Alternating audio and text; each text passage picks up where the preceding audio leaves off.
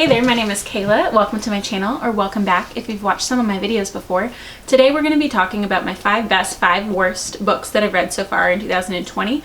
I got this idea from Jamie Page, which is a makeup YouTube channel. I can link her channel down below. She does this with different brands and types of makeup, and I thought it translated really well into the book community. So without further ado, let's start talking. Okay. So I'm going to start with my best books because who wants to start off on a negative foot? I know I usually do, but today we're taking the high road. Okay, so let's go ahead and start with my favorite books. So I'm going to start with my least favorite, and then go up to my favorite. So my least favorite, but that I still loved, was Caliban's War. This is the second book in the Expanse series by James S.A. Corey. There's a lot of politics that take place in this between Earth, Mars, and the Outer Planets Alliance, or the OPA, which are basically people that are born in like the asteroid belt and stuff that aren't included in the government umbrella of Mars and Earth, and who basically have no representation. And so the OPA kind of is a form of rebellious government that is fighting for representation for the outer planets and the asteroid belt. So it is so good. I love political intrigue in a book. I love multiple points of view. I enjoy the dynamic between lots of different characters, and I especially like it when there's different points of view but the characters are together, so you see the different viewpoints of each character and how they feel about the other person. As I said, this is the second book in the Expanse series, and it is actually, I think, better than the first one, mostly because one of my favorite characters is introduced. Her name is Christian Avasarala. She is a representative from Earth, and I love her so much. One of the things I love about Christian Avasarala is that she is a grandma. She is in her 60s. She has a loving relationship with her husband who stays at home and tends his garden, and she is this sharp-tongued, badass woman who is constantly putting people in their place, but also she has this like sweet soft spot where she talks about her grandchildren, and I love her. She's a wonderful character. I don't feel like there's a lot of characters like her out there, and I think that her age combined with her home life versus her work life makes her very unique. The next book is The Name of the Wind by Patrick Rothfuss. This is the first book in the Kingkiller Chronicles, and I really enjoy this book a lot. I know that there's some heavy criticism around it, but you know what? I don't care, because to me, it's fun. It is a fun, beautiful read, and I think that the characters are enjoyable. I think it's different from a lot of fantasy that's out there. The magic system is wonderful. Kavoth is the person telling the story, but it's him in the present telling the story about his past to another character who is recording it. So it's kind of a strange, unreliable narrator situation that a lot of people don't actually like, but I find really magical. I love the writing. I love the story. I think Patrick Rothfuss is an interesting person, and I really enjoyed learning about him in a video that I posted recently. If you're interested or curious in that, I will link it in the eye if you want to check it out and hear more about the series and my thoughts on it in depth, as well as about Pat himself. I think you would like this book if you are looking for a more grown-up version of Harry Potter, but want maybe a little bit more of an interesting character than Harry to follow around. Kavoth is super good at everything, really intelligent, the perfect person basically. So he's kind of like if Hermione and James Potter were smushed together and then given Ron's red hair. I don't know. He's kind of a dick, but I like him anyway. You also might like this book if you like books about magic schools, which is a huge plus for me. I love that in a story, and this one has that as a major plot point. So the next 3 were really tough for me to put in order because I have another reread of something I really love, and even though I love it so much, the other 2 definitely take the top 2 spots. So the third book on this list for me is going to be Six of Crows. This is part of the Grishaverse by Leigh Bardugo, and it is my favorite YA fantasy series ever. I do love YA fantasy. I know that they're generally heavy in the romance and light on the fantasy, but I honestly think that the characters in this are really well fleshed out. The magic is really interesting. It is very character focused as opposed with a very simple plot. It is a heist novel, which I enjoy, and I just love it. I love that even though there is romance, because of course there is, it's not the main point. And there is a bunch of points of view. They all feel like they have their own voice, and also because the characters are together most of the time, it doesn't feel like you don't get enough time with each character. They're around each other, you see how each character feels about the other person and inside of them, and you also get their past, and I just think it's really well done. I think sometimes with a book like this, when you have multiple points of view, but it's geared toward a younger audience, a lot of times each character will lack their own unique voice, and I don't feel like that happens in this book. I think each character seems like their own character. You don't have to constantly check to see whose chapter you're reading, and I love it. The bits of romance that you do get, I think were well done, and I don't feel like they overshadow the plot in any way. Okay, so all right. These next two, it is so hard to rank these because they're different levels. Okay, so I'm gonna go ahead and, I'm gonna go with Oathbringer by Brandon Sanderson. It's my #2 book that I read this year. And first of all, it's the third book in the Stormlight Archives. I'm a huge Brandon Sanderson fan. He's my favorite author. I love him so much.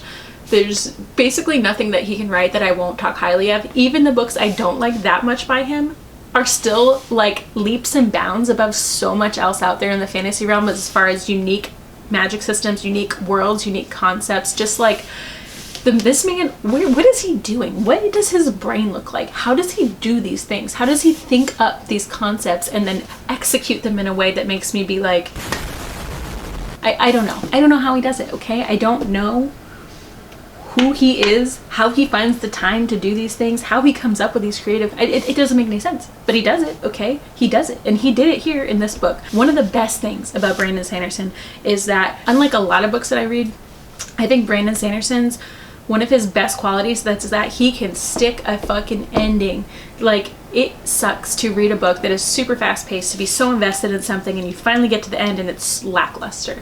That's the worst feeling to me. I hate a shit ending, and Brandon does not deliver those. He refuses to write a bad ending.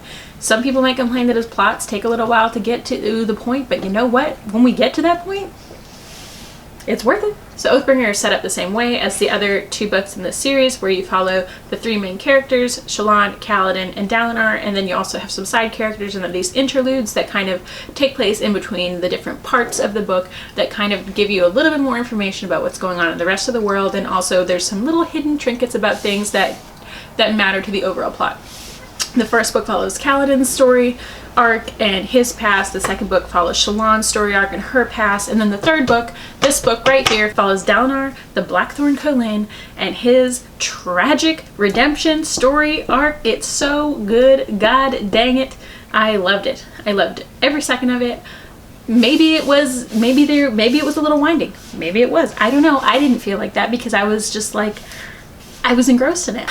In this book, we learn more about the history of the world. We also get to see more of the world. There's more politics, different world leaders, and overall, I love this book, and I had high hopes for Rhythm of War.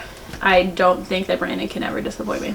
Except for Mistborn Era 2, but we're not gonna talk about that. Okay, #1 book I read this year, Fellowship of the Ring by J.R.R. Tolkien. How can you not put this at the top of your list if you've read it? I don't know. I don't know. If you're a fantasy fan, if you've read Tolkien, you know what I'm talking about. This is some emotional, beautiful, fantastic writing, storyline, character work, world building. I love it. Okay, I talked about this book so much when I was reading it. I couldn't stop talking about it. I would pause when I was reading it just to consider the sentences that were constructed so beautifully. I cheered up about the characters and the choices that they were making and how strong they were in their convictions and how much sacrifice goes into them carrying the ring to Mordor, and Frodo, his little self, his little precious face, and all his friends and the friendships, and I just loved it. I just loved it. Okay? I loved it. So those are my favorite books so far this year, and I guess let's go into the negatives because that's generally what people are here for. You guys are the ones always clicking on my videos when I'm talking a bunch of shit. So these ones are going to be my best liked of my least up to my least favorite.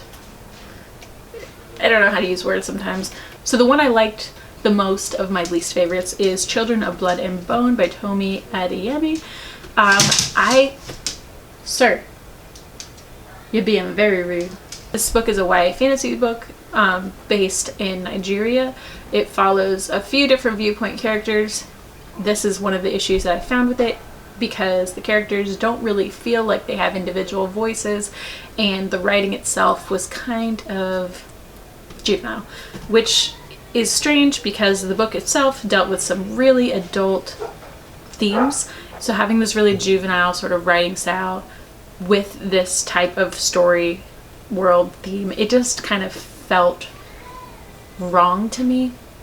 I think that there was a lot of things that shook characters to their core. That line is said so many times. There's some sort of enemy to lover, instant love going on, which I don't like. The story seemed very rushed, and kind of the plot was sort of large to be encompassed in this book, I felt like. And I don't know, maybe if the story had been broken up in different ways, I don't know really where I would have changed it. I'm not a writer. I just know that for me this story fell really flat. I wish it was better. I wanted to like it more. I thought the concept of it was really good. I had high hopes going into this because honestly I loved the world building and the magic system so much. The characters just didn't work for me, and the writing itself was just not my cup of tea. Okay, next up is The Toll. This is the third book in the arc of Scythe by Neil Shusterman, and this book was, I liked Scythe. I liked Thunderhead more than Scythe, and this book was just, it was so weird. The storyline itself was so long, I felt like, and there was quite a few different viewpoints of characters that I didn't really care about. And also because of this, there was a lot of new side characters with each character that we also had to keep track of, and it was kind of difficult because the plot constantly shifted from where you are and what's going on, and it just kind of felt really convoluted, and it didn't have the same effects on me as the other two books did. I really enjoyed the other two, and this one just, I don't know. I actually did like the ending. I did not like how we got there. Kind of like... Okay, so here's the thing. The next two I'm going to talk about are Aurora Rising and Tower of Dawn. And the reason I'm struggling to decide where to put these is because Tower of Dawn I expected not to like and didn't like, and Aurora Rising I expected to like and didn't. So there's kind of this sort of expectation versus reality situation going on in my brain where, like, no, I didn't like Tower of Dawn. I don't like Cale. He's the main focus of the book. It makes sense I didn't like that. Aurora Rising, meanwhile, I like Jay Kristoff and Amy Kaufman and Illuminae, so I expected to like this book, and then I didn't at all. So it's kind of like, I don't know. It's hard to rate these ones both, so I'm actually just going to fucking cop out and stick them together and kind of make them interchangeable in the number 3 and number 2 slots, because I think they honestly are both not very good. Tower of Dawn is the third book in the Throne of Glass series by Sarah J. Maas, and it follows the character Cale as he goes around a new location and tries to rally some troops, and some other boring romantic things happen, and then the book ends. I don't know. It kind of sucks. I didn't like it at all. I have a video for this. You can watch it if you want. It is what it is.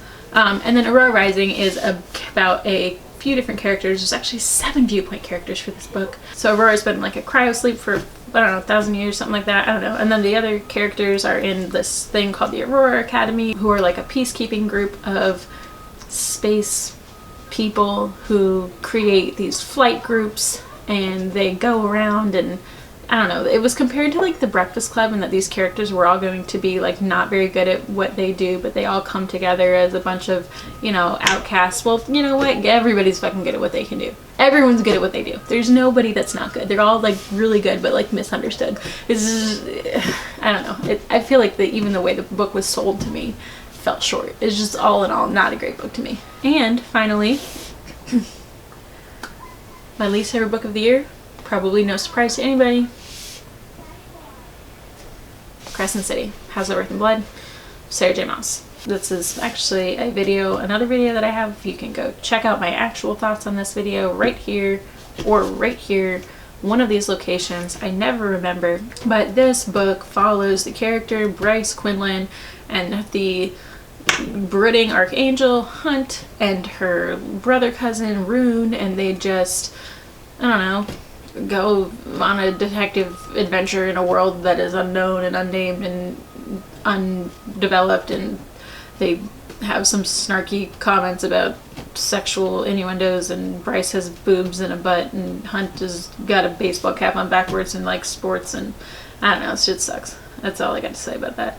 I'm not gonna offend anyone else. Just know that if you like high adult fantasy, then you will not like this book, because it is barely adult and it's hardly fantasy. So no, it's not hardly fantasy. There's some fantasy shit in there, just not very good. We're well fleshed out. Okay, well, that is that. 5 best, 5 worst books I've read so far this year. Tell me what yours are in the comments below. I'd love to know. Either end of the spectrum or all 10, you know, I don't care. Tell me about it. I've got nothing but time. So thank you for watching. Stay tuned, and there will be more to come.